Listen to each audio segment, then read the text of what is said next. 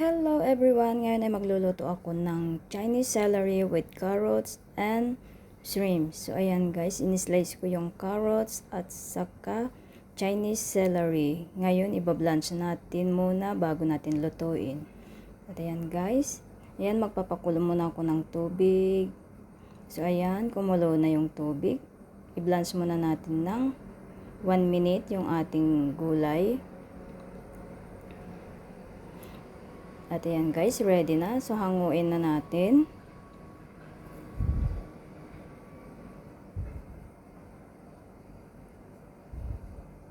Then set aside.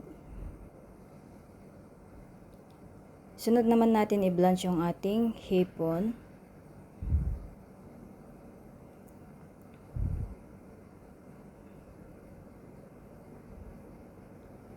So ayan guys, ready na rin ang ating hipon.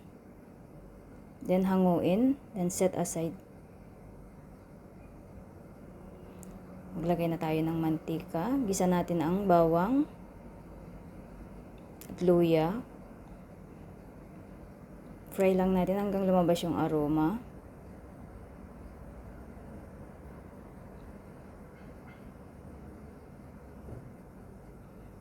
Then ilagay na natin ang ating gulay na celery at carrots. Then, lagay na natin ang ating shrimps.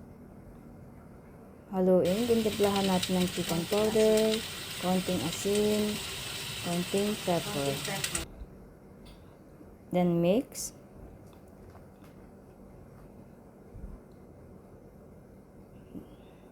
Then, sunod natin yung ating slurry, yung tubig at corn flour.